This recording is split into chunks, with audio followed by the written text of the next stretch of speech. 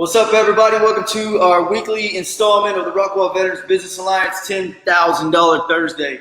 I'm standing to me, my left right here, the Honorable Casey Ashmore, and our man, Doc Brannigan. We're coming to you from a little bit of a different position today. Rather than being segregated in our own homes, we felt motivated after our phenomenal RVBA live event last night to get together, because this is how we do business as your leadership team for the RVBAs. We get together, we mesh, our synergy is what's building momentum here, and that's why we're doing what we're doing tonight. So why don't you, Mr. Casey, tell them about Mr. Daniel Daly, who is our membership spotlight of the week. Hey, thank you very much, Jeff and Doc, for allowing us to use your space, put our live broadcast on tonight.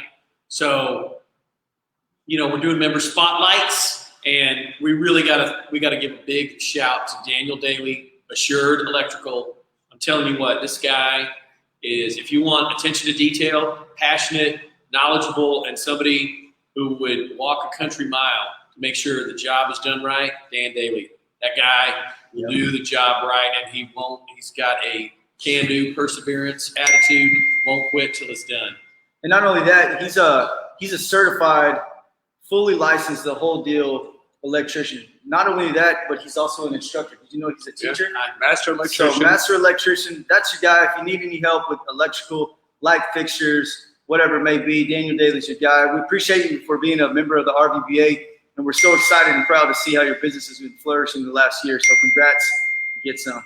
Right on. Thanks, Dan. Cool, man. We got some crazy, great knowledge bombs that we're coming at you with today. As you guys can kind of see on the board, we're going to be working through some kinks to make this RVBA Live just come together and become way, way better than we ever imagined. So today, if it looks a little crazy and shadowy and what have you, screw it. That's what happens when you're growing. You got to hit those mistakes before you get there. Speaking of which, that's what we're really going to be talking about today, and that's the cultural knowledge. And I'm going to hand it over to Casey, and he's going to hit us with some knowledge, and we're just going to freestyle it today to help you guys grow. So, it's October, and that means Halloween. And, we were brainstorming a few weeks ago. We were trying to think of all the scary monsters and goblins and this, that, and the other. And then we were like, oh, wait a minute. We could have had a V8. Dracula, right? Dracula is this immortal character who has been, scaring kids and adults for couple hundred years now. But there's some business takeaways that you can learn from Dracula, and the first of which is, Jeff, can I get that pen? Yes, sir. The first of which is cultural knowledge. All right, and what does that mean in plain English? Well, this is a guy who's from, and yes, it's a story, but he's from a tiny country in Central Europe that's really not connected to any other country. It's a little sliver of the Alps, yet he finds a way to get across the European continent. He finds a way to get into England, and he finds a way to get people to assist him. And the takeaway from that is that he had knowledge about cultural issues, and he could make those work to his advantage. And the reason why that's important is we live in this melting pot of North Texas. And not only do you have cultural things that are different, right? There's going to be ways that your customers, depending on where they're from, depending on what race, ethnicity, what have you, they're going to do business in different ways that they're accustomed to doing business. But even more than that, this cultural knowledge, you need to have a generational knowledge. And you guys all know this, especially veterans, right? The greatest generation vets, they don't talk the way these post 9/11 guys do. They have a different form of communication. They have a different way that they communicate and that they receive communications. They perceive things differently. So what the point of that is that learning about cultural differences and generational communications, the way we communicate differently, is going to teach you to be a better salesperson, a better communicator. You're going to be more tolerant, patient, and understanding, and you're going to be able to help your clients better understand the services you can provide. And that's why it's critical to do that. not just because you want to be some Renaissance dude, but because you want to be or last, right? But so that way you can be the best educator, salesperson, and dominate your market. Man, I love that you're hitting on the topics of the communication. To me, as a field radio operator in the Marine Corps, communication is key, right? And I think within every communication here, within our synergy, with our group, within the RVBA, within our businesses, you have to maintain communication. Imagine you do a great job for a client, but you don't let them know because maybe they're not interested in it, but you communicate it, and then now all of a sudden they see the value in it, and then they're going to communicate that to other people. So if you're lacking in communication skills, there's tons of resources out there. Maybe latch onto someone. Last night we talked about mentorship. Latch onto someone that maybe can help you mentor you with your communication skills, because they're not easy. A lot of people get stone cold when they have to speak in front of people and whatnot, but you got to increase the communication skills. I want to tap in a little bit. I want to tap in a little bit on the cultural knowledge thing, Back up a little and what the culture. What I'm talking about with that is when you understand your target market and your target audience, you better understand what culture you're walking into. Yeah. In every industry, every homeowner, every business owner, they're going to be from all over the world, right? And if you have a little bit of insight of how the Asian community operates, you can respect their culture. If you have an understanding of how the European people operate, you're going to respect their culture. If you understand how the people who live out in BFE and in the country, you're going to understand their culture. And that's what we mean by your cultural knowledge. It has it's so much more in depth than just understanding the people around you. It's how do you show respect to your clients before you ever land on their door. So and that's part of understanding your target market and understanding your target audience. Well, that's what I was going to say too, is that when you understand the culture of your target market, which every business owner should start there when they start their business. What is my target market?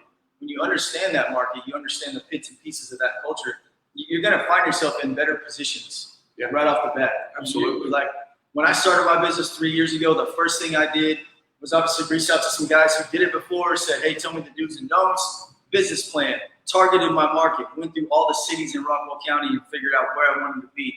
And it's helped me succeed in where I am, you know what I mean? So you got to understand, that's a huge thing. So we have the word knowledge underlined here. It's very difficult to see this board from what I'm being told from some people texting me, but cultural knowledge is the first point here. So make a note of that, because knowledge, as cliche as it sounds, is power. It really is. It really is. So that you can see everybody. There you go. That's I mean, that's, back to that mentorship thing. I mean, the whole point of that message, not the whole point, but maybe a major point of that message was that find some informal mentoring, formal mentoring, because that's going to provide you knowledge. I mean, the best thing about a mentor or getting additional knowledge is that you learn something that advances you in your business by maybe 6 months, maybe a year, but you're not a year older. Yeah. You can't get, you can figure it all out yourself, and you'll be 80. Shit, by the time you do, right, you're going to be 80. And if you don't start figuring out, I sat through a mentorship program, a continuing education program a few years ago, and it was literally talking about the differences between communication of generations. So that's why I kind of tied in cultural knowledge, generational knowledge, because and the whole point of the mental exercise was we went through in this 50-minute class all the differences between Army recruiting videos going back to Vietnam. Wow. Right? So Army recruiting commercials going back to Vietnam and why they did X and why they did this and why they did that. And the reason why they did it is because generations communicate differently. And it was really fun when the speaker showed us how big advertisers like Home Depot and Lowe's would mirror what the Army was doing to communicate across generations, because the Army spent a lot of money trying to figure it out, because they're trying to get young 18-year-old, guys and gals to be like, oh yeah, sign me up for that. That sounds like we could get killed. Sounds like to me, Home Depot just didn't reinvent the whip. They did. They took what worked, put their spin on it, and ran with it. Right. And that's what we need to do as small businesses, right? Absolutely. See what's out there, what's working, keep our money in our pocket, invest it smartly. So what happens when you can't save as a small business? What happens when you can't save a failed product, project? I mean, Yeah. I could talk on it, but I'd like to hear your point. Ah, man, failed project. Failure's not an option for me on some of our projects. But I'll give you guys a quick story. There has been a few failed projects in my tenure in the construction industry. And sometimes you just can't make the homeowner happy. No matter what you do, no matter how much money you throw at it, no matter what you try and convince the homeowner to make things right, you just can't. You just can't. And so whenever that happens, there's a lot of pride to be swallowed. One has to become extremely humble and say, okay, Mr. Client, Mrs. Client, whomever, obviously we need to agree to disagree. Yeah. Right? We need to part ways. This is what you owe me. Oftentimes I walk away, I personally, the company walks away with the loss, where the client comes out on top. And when you have a failed project, understand there's a reason that I take a percentage of all profits and put it to the side, because there will be losses, right? So overall, I have the working capital to be able to sustain minimal losses. Now, trust me, this shit ain't becoming a habit. That's not how I operate business is foresight of failed projects. But it happens, right? We can't please everybody in every industry or every single client. And sometimes we just have to take it on the chin, suck it up, and say, you know what, this isn't going to work out. Let's agree to disagree. But what I always love to do is say, well, at least allow me to introduce you to somebody that you may be able to work with better. So I don't always leave it just like, all right, screw you, I'm out. I hope your house burns down. That's not how I'm trying to leave it. Because at the end of the day, right, everybody's heard the old analogy, I can build 1 million bridges and be known as a great bridge builder. But I make one wrong bridge, I'm no longer known as a great bridge builder. I'm known as that guy who can't make a bridge any longer, right? Yeah. So if I can leave the impression with the failed project, and at least it's in its best state as possible, I'm no longer going to get that bad review. I'm not going to have to try and clean up that mess along the way. You know, even, look, man, I had 15 plus years of project management under my belt for millions and millions of dollars worth of projects. Those were not my projects per se. They were the other business owners' projects. And I've been in this situation, and you hit it spot on. The one thing I tell some people that come to me and talk to me about business in general is not every client is your client. Y'all heard me say that before, right? To get away from finding the failed project, you got to know your cultural market, right? The market, you got to understand where you're at. Yeah, Doc, you're right, man. Some people you just can't make happy, and there's a handful of them out there in the world. But do your homework to make sure that you vet your clients. It's almost like an interview. You know, when I go to walk through for my business, I'm interviewing that client just like they're interviewing me, because not every client is my client. Maybe they don't have the budget. Maybe I don't like their stinking attitude. There's been a handful of times where it's like, you know what? I'm not doing business with this guy because maybe he was on his phone the whole time, or, you know, whatever it was. I just got a feeling. And you know what? It saved my life. But at the same turn, you have to know when to abandon, right? And when to man up. Yeah, and see, so this is a lesson from the Dracula story, right? Dracula comes to England, seduces this young girl, Lucy. Everybody throws in to save her. All the guys who want to marry her, her mom and dad, her sister becomes a victim of Dracula. Everybody, they hire Van Helsing, get him out of, you know, wherever he's vampire hunting on the other side of the world, to come here and try to save this girl. They throw, 10 gallons of blood in her body, and she's dead, right? I mean, you can't save a failed project, and you gotta walk away from it.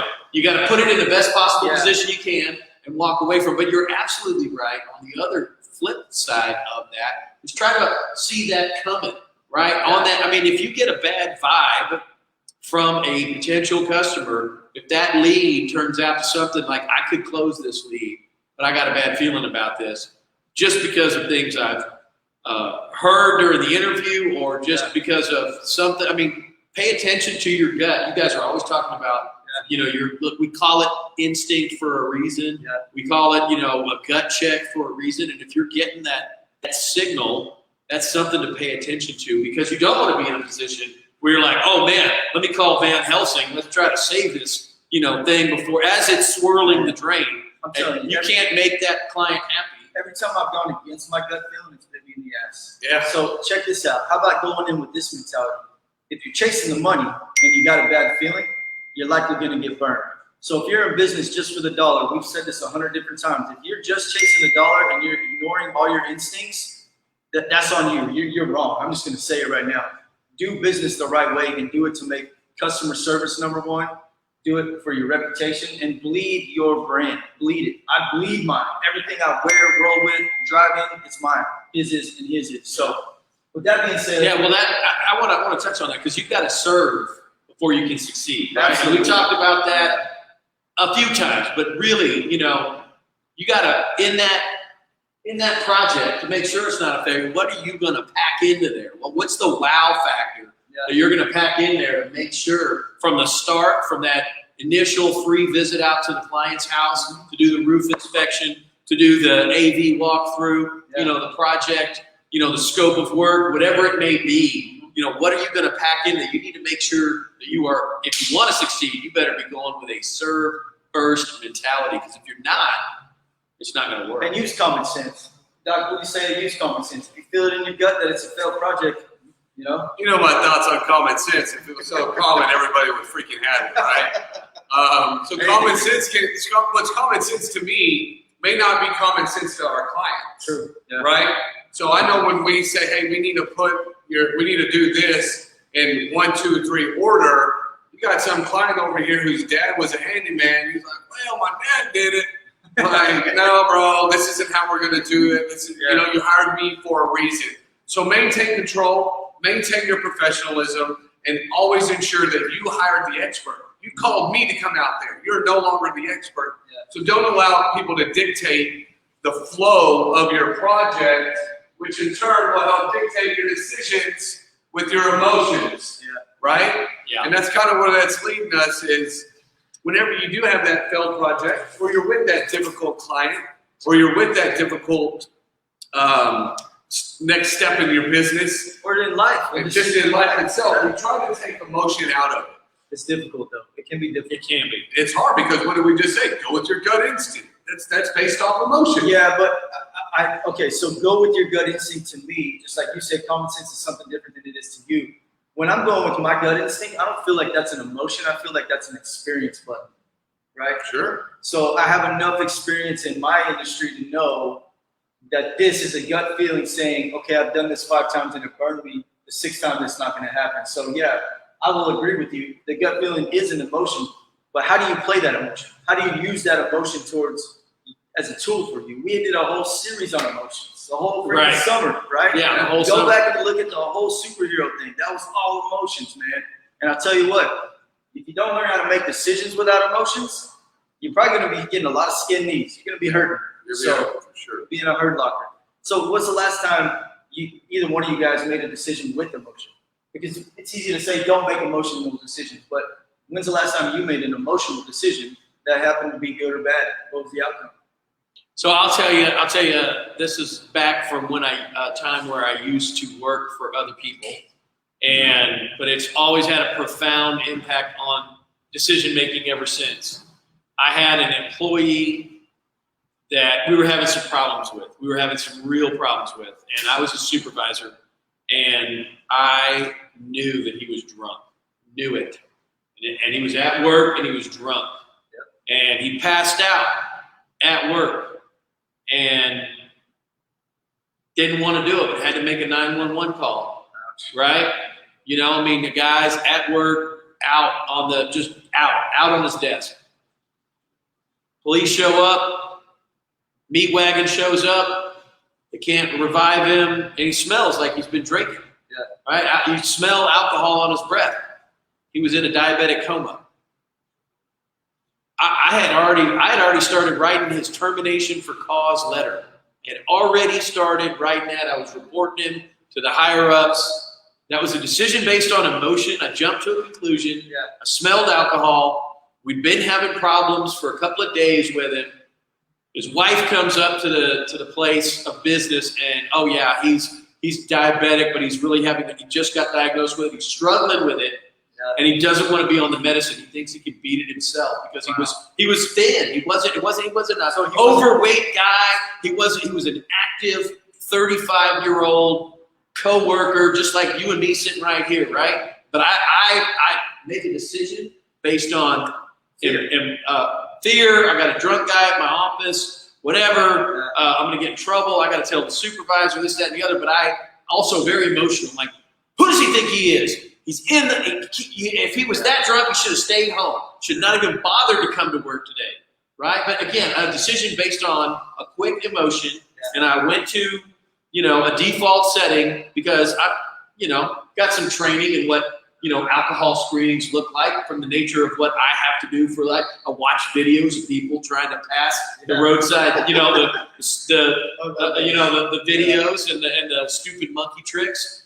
So, I made some decisions quickly that I completely regretted. So what did you learn from that? Quickly, what did you learn from that? So you really got to have, we're back to knowledge, right? You got to have all the facts. You've got to have all the facts. Okay. And then once you do have them, you need to make those decisions.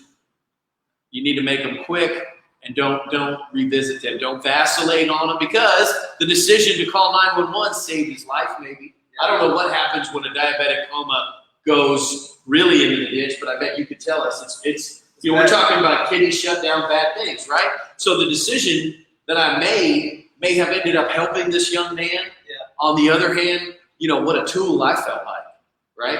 And you can't look back on it though. I like what you said. You have to be decisive. Yeah. The worst thing to making a bad decision is making no decision. That is the worst, because then you're drifting, and when you're drifting, you're going to end up where you don't want to be. Exactly. You're going to be out. You're going to be on the shoals. You're going to be on the rocks. You're going to be taking on water. You're going to be doing all kinds of things that are bad. You're going to be dealing with an employee that you didn't call 911. Oh, I'll cover for that guy. You just go ahead and sleep it off, Doc. Cover for that guy. And then his wife comes. You're like, wait, when's he was supposed to get off an hour ago? What? Oh, he's dead in the back office. You can't have that. So being decisive is better than not, but you got to have the knowledge. You need to know all the facts. Sometimes you can't make decisions with all the facts. I know with a lot of my biggest emotion is I'm a pleaser. Yes. Right? I love to please people. I love to give the farm away, right? Because I just want to make the guy happy. I just want a damn good Google review, right? Like, that's it, folks. Like this, I just want to be happy. I just want to make folks happy. I'm a people pleaser, and that can have an adverse reaction. Yeah. I can in turn become taken advantage of. And so I know fear is an emotion, and I know anger is a big emotion that drives people to snap decisions. But me being a pleaser has definitely an adverse reaction. Yeah. I'll bite off more than I can chew. I'll guarantee more than I really want to guarantee. Now it starts to hinder my profit margin. Yeah. And so just be cognizant of that. If you're like me and you just want to make everybody rainbows and Skittles, like I promise you, they don't give a shit that you're happy, right? They don't. They just don't. They called you for a reason. They needed this done. Be professional. Provide that service. If you can work in some sort of an upsell, cool. But don't go above and beyond. People always have problems. Oh, I'm sorry, I can't afford it. Well, cool, then I can't afford it either. Well, so we have to understand this emotion can sway all of us. So what I'm saying is when I go and talk with the client, I have all the facts. Yeah. Your stuff is jacked up. This is what it's going to cost to fix it. This is how we're going to do it. How do you want to pay for it? Well, here's another thing. We all do this, right? We all hear the financial hardship. That's part of sales. And then, that's going to be a whole other topic for a whole nother quarter. Yeah. But that's part of sales. You're going to hear the financial hardship objections, and you're a people pleaser, and you're a people pleaser. So let me rework these numbers, Mr. and Mrs. Smith, and let me see if I can make that make some sense for you and make some sense for me. But at the end of the day, this is something I've learned very painfully over the years. If you're the people that I know you are, you already do a lot of charitable giving. You already give of yourself freely to your church. Yeah. I don't know what you want to do. You want to give away $1 million before you're 70 to your church? Great. I want to help you do it. You want to give away $1 million to your alma mater? Whatever. You want to name a foundation in honor of a deceased relative, grandma, grandpa, your dad who fought in Vietnam, whatever. I want to see you succeed. I want to help you do it. We all have these philanthropic goals, right? Serve before you succeed. But you need to be in charge of that. Yeah. You need to be in charge of when you're going to give. And that hearing the economic hardship, that is a price objection. And that's part of the sales process. Be in charge. You want to take on a case pro bono or low bono, do that. Yeah, but the other thing too is you got to learn to pump the brakes.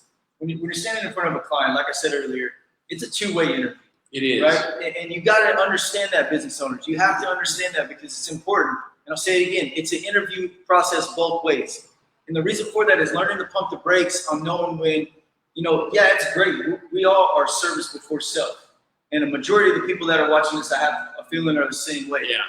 You're running a business. You're not in business to give away the house. You're not in business to give away the farm. There's a big difference in helping a client to, get to a point financially where they can afford. You know what I do? I'll be honest with you.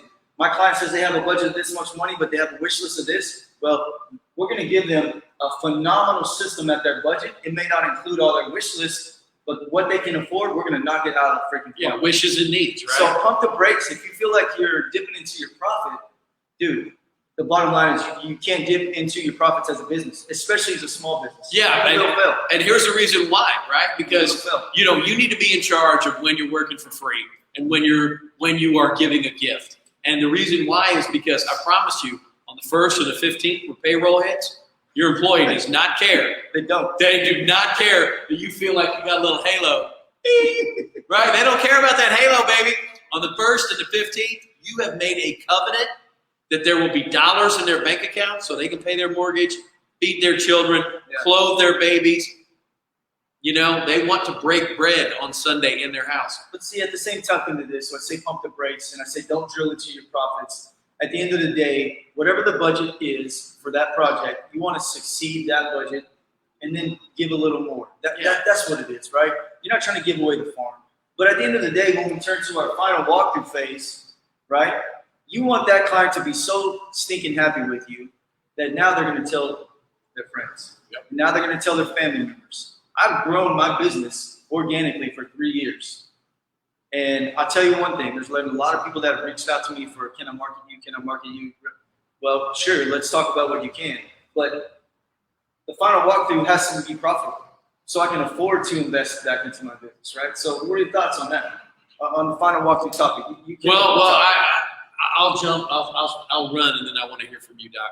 But, again, we're back to the Dracula. Why are we talking about a final walkthrough? Well, what'd they do when they couldn't save Lucy, right? They failed project, and then they started to have to make some decisions. What are we going to do? Well, we got to figure out what killed Lucy, right? So in the Air Force, if I remember the analogy from Mark Tippett, our skipper, who's one of our guest speakers, they call it a hot wash. That's something you do to a plane after it goes on mission, right? And anyway, operational review, rough trade, whatever the nickname you call it, post-mortem examination. Why does the ME in all the crime shows want to do a post-mortem? They want to figure out what killed the project, right? And you need to do that. And that's kind of like a final walkthrough, right? You're going to go through and you want to know what your gig list is. And you want to evaluate where you need to, and even if it's something you just internally want to self-improve on, but you need to know that, and you need to, it took me a while to learn that because I'm a good news boss. I like things to be smooth. I am a pleaser. I like the camaraderie of the team.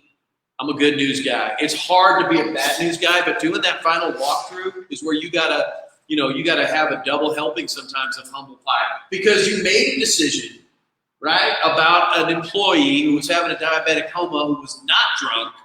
You need to know that post-mortem on those decisions that happened during that workday, and they didn't reflect that well on me. So what was your? But you need to know. What was your post-mortem final walkthrough on something that hit you hard lately? Shit, man. Yesterday, as a matter of fact, you ever had to put a roof on twice? Nope. Yeah. I was a roofer for 30 minutes in Houston, Texas. One summer after high school.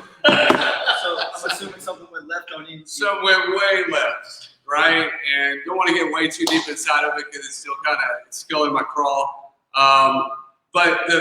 So it's all about processes, right? In your system. Absolutely. And in your check, and check one more time, right? And when those processes aren't followed and I get into a rush and I become impatient because I want to please my client, the details get left out. Which are most important. Right? We all heard the old cliche, devil's in the details. He is, man. Right? And if you're out there and you're in a hurry and you want to please somebody and you're like, yeah, I got you right now, and you're on the hook with whoever, and you're like, yo, we need to place this order right now, but you forgot to clarify the color.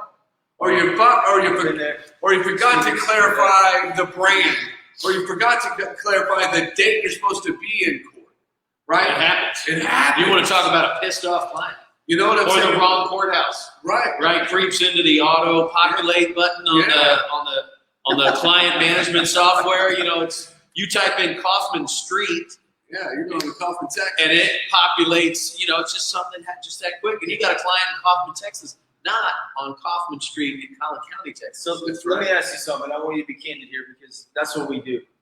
Was this mistake a failure of a business leader? Yes. We say this as business owners, everything that we do in our business is Black Level AV, Jeff Skinner's fault. Is this something you're owning up to? Absolutely. Okay.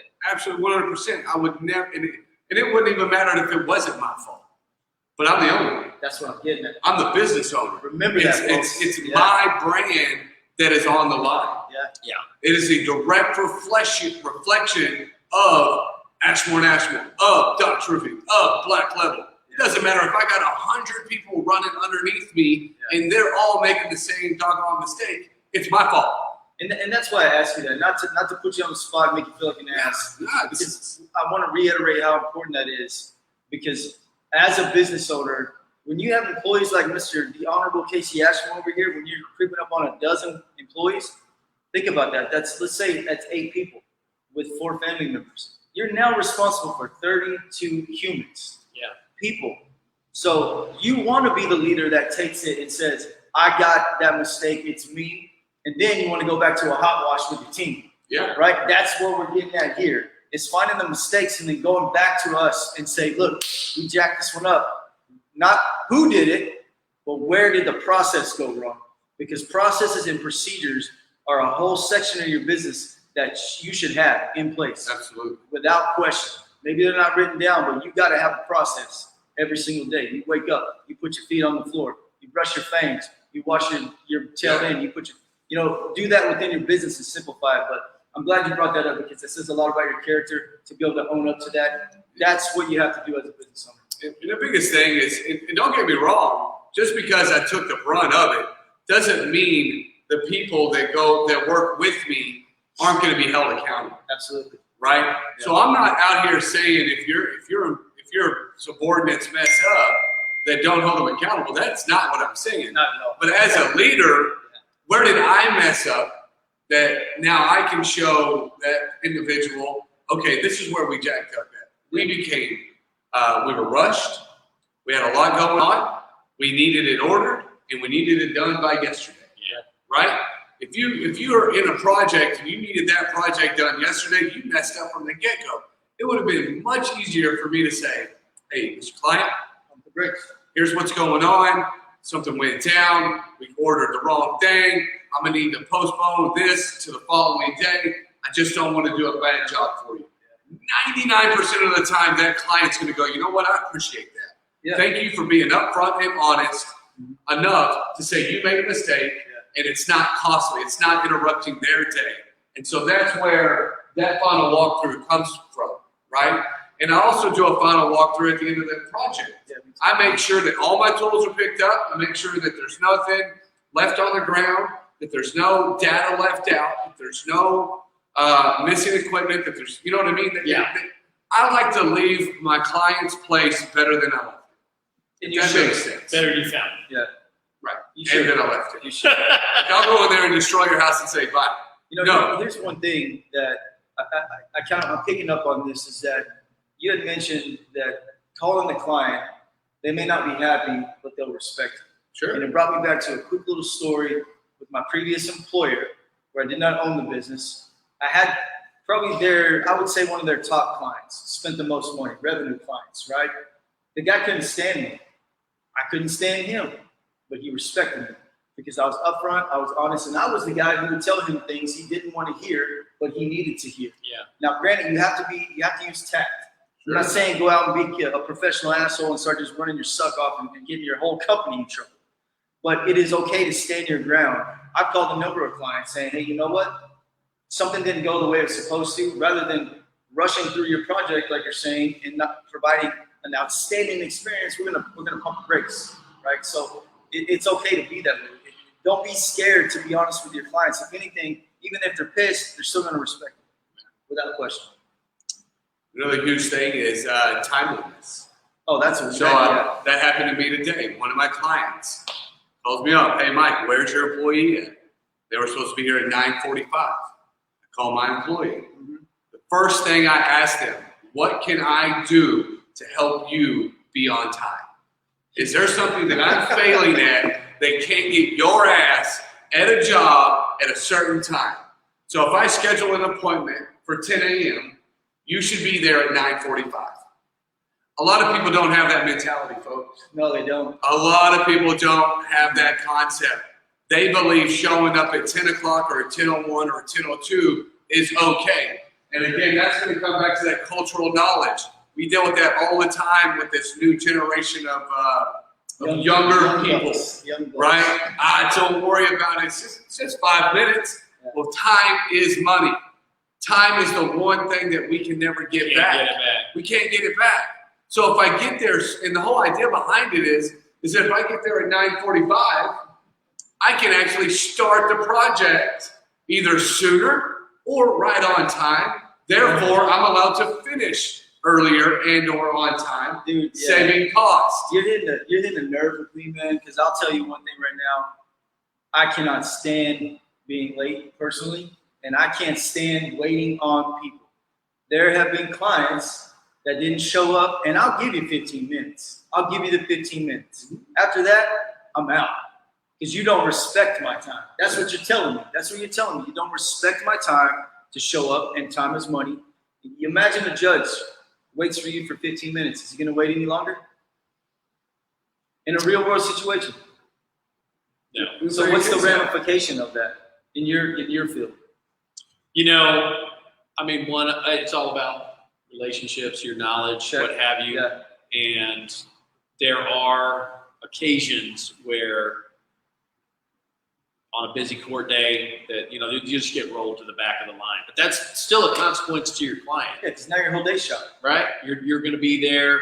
There's five other matters in front of yours. Yeah. And that's okay. Sometimes there's meritorious reasons. You got a client, especially this day and age, you got clients with maybe they think they're COVID positive. They live with a roommate or a mother or a lover or something. And I'm like, you need to, they're outside, they're at the courthouse for the times that we are allowed to go to the courthouse, right? And I'm like, you need to stay out here. I don't even want you in the building. I'll go tell the bailiff, I'll go tell the sheriff's department that you're out front. They need to verify that you're physically present. But, short of something like that, judges are not, they're really not happy about that. The bottom line to it, though, is even if the best case scenario is to adjust your schedule, now you have a whole 6 hours worth of work time. You got to readjust the whole world. Right, because you're at the back of the bus. Because now you're adjusting your whole world. So be on time, people. That's what we're getting at. Right, be early, be on time. On time is late. Yeah, that's it, man, for sure. 15 minutes early is on time. Okay, so you had said this one, our last bullet point here. It says, that's I view. And I think that is a cool-ass name for a punk rock band. But what's your thought on it? So, the thing is that, we're back to the Dracula, right? We're talking, it's Halloween month. We're talking about, one of the all-time greatest baddies. And what made him such a badass? Dracula, He could turn into a wolf. He could turn into a bat. He could kill you. He was, this fierce monster. I mean, a bat the size of a man.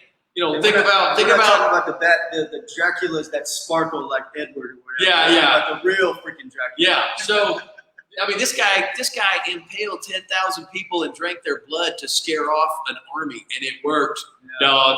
It worked. I'm just saying. They were like, we're out of here. Tell us what that So the bat's eye view, like how did he know that there were, all the army of the Ottoman Empire or Turkey coming across, the Alps? How did he know that? He turned himself into a bat, right? He started analyzing his problems from a much higher altitude, and he started identifying where there were chinks in the armor. There's a breakdown in your workflows, right? So you got to take that step back.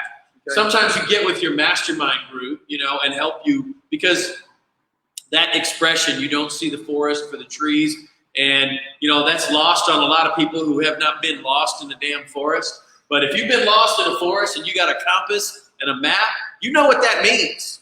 You know exactly what that means, because after a while, every goddamn tree looks like every other tree, right? And so you can either shimmy up a tree and figure out where the hell you are and get a bearing on the sun, or you gotta have somebody who's got some skills to help you, take that. This is why the military works with the Air Force. They got those giant planes with the radar dome on top of them, right? And every military service works with that AWACS unit system, what have you, and it's because they got the 10,000-foot view, baby, right? If there's a ship lost at sea, the chances are that bird's going to see them way before the boats in the water do. Something that hit me last night when we did our in-person RVBA, when Rob Grant mentioned, sometimes you just have to stop your business, and I thought to myself at first when I heard that, like, no way in hell, like, what does he mean? But then he kept talking about it, and it made total sense, because I'm kind of feeling that way right now. Just brought on what I'm hoping to be my first real full-time employee. You guys have been, mentoring me on some things there, which I love and appreciate. But it hit me like a ton of bricks, because that's what I've been doing on Fridays. Even if the new guy that's rolling with me doesn't really need to be there with me Monday through Thursday, he's in the truck, thanks to your advice. He's in the truck. He's learning. He's gunning. He's getting it done.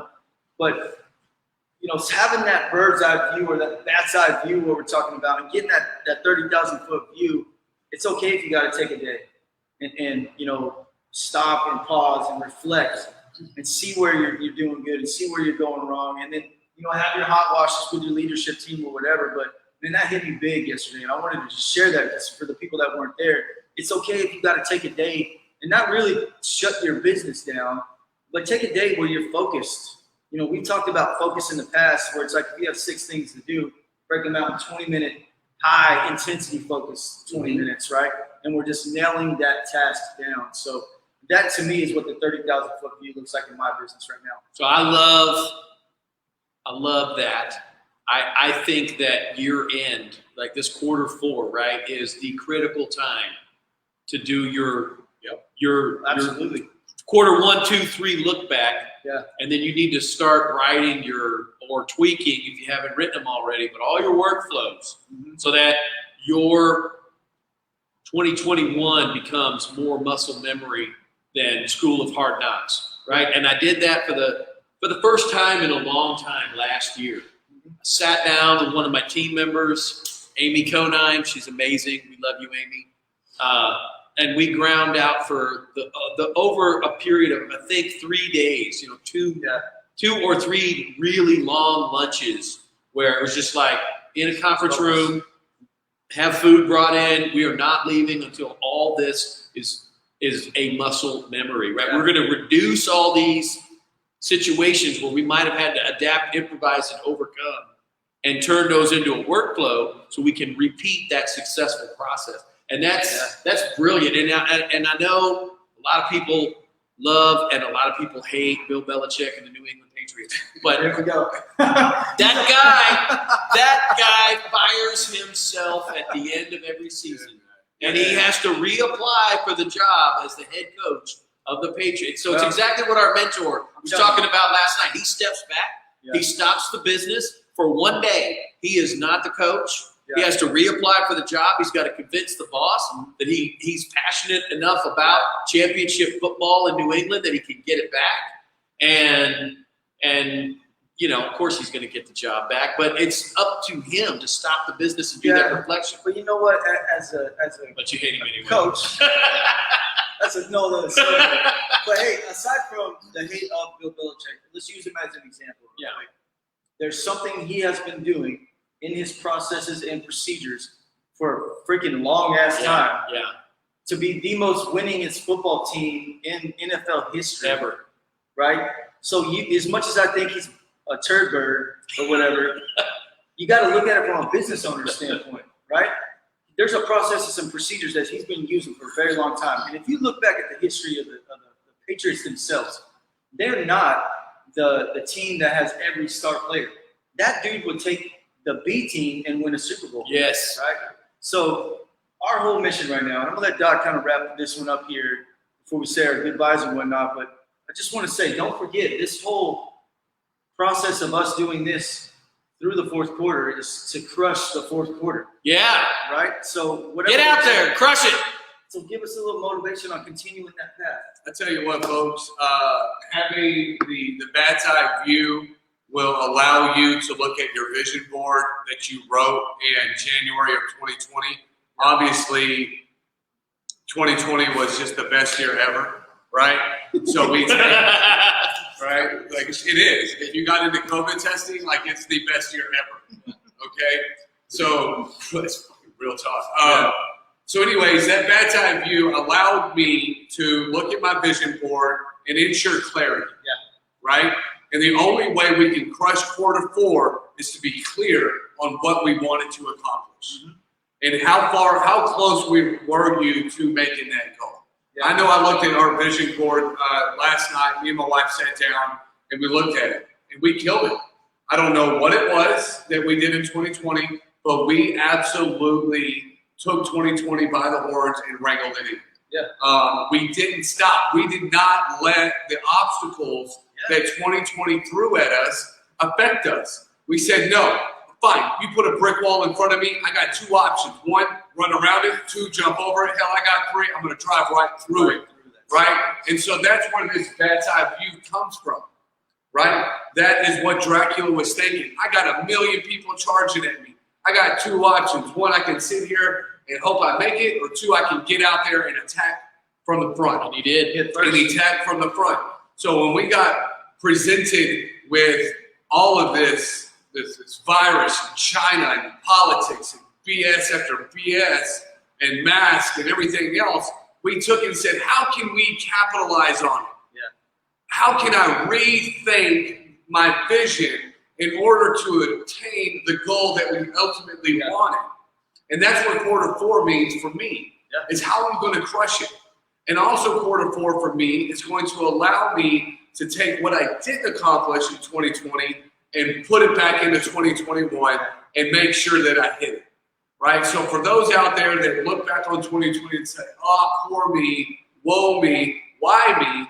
Take that shit and throw it to the side and say, this is why me, because I'm worth it, I can do it, and because I got people that I'm surrounding myself with that are going to lift me up to greater levels. And you know what, dude? I tell you one thing, man. You guys are some of my best friends, but you're also some of the people I look up to, and it all starts with mindset. I think we became a cohesive group when we all figured out that we have the same mindset. And why I'm pointing this out is get yourself in a group of people with the same mindset. Absolutely. Don't sit out here on Planet 9 waiting for shit to happen, because it's not going to. I'll tell you, just like I tell my 14-year-old boy, no one gives a shit about you, right? It's not going to happen. You got to go out there and make an impression on the world to where people look up to you, they understand your humility, and they understand your service before self mentality. If you're chasing the dollar bill, you're doing it wrong. I'm just going to leave it at that. Casey, got any final thoughts? Yeah, final thoughts. That decisions without emotion or fear. 2020 is going to go down as a year, as a historic year of success and failure, and that's all going to be driven or not by fear. And if you fear the virus, and I know that I'm not being dismissive of it. Or anything else. Right? Fear of the bad economy, fear of the election, fear of political activism, fear of too little political activism, fear of early voting, fear of ballots, fear of mail-in fraud, fear of all that bullshit. It's going to detract you from your mission, and you need to be figuring out how to set aside that fear, get your mindset right, start surrounding yourself with people who are like-minded, who aren't going to live in fear. And there are ways to control fear. There's whole studies on it. The military trains you how to control your breathing. and it's not anything. It's not rocket surgery. They learned it. They learned it from much smarter people. It's really turning fear into being fearless. Right. Right. And you're never gonna be absolutely 100% certain on anything in life. So why not go out there and do like Doc said? Choose point number 3 and run right through that wall. Don't jump it. Don't run around it. Go right through that wall. Worst that's going to happen to you, you're not going to lose. You're going to learn. That's right. That's right. So at the end of the day, we have to know that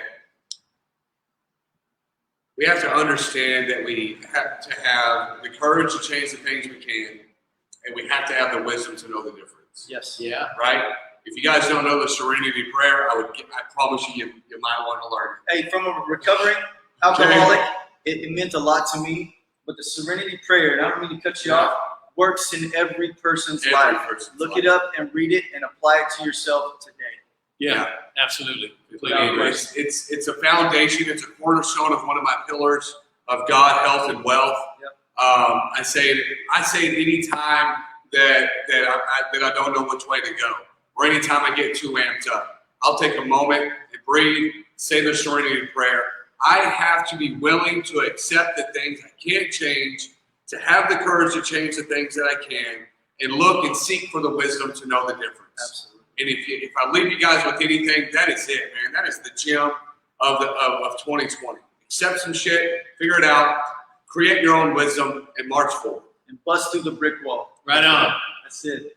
Hey, we appreciate you guys. Obviously, you guys know we've been doing this weekly for, I forget the account now, whatever. 7 months in.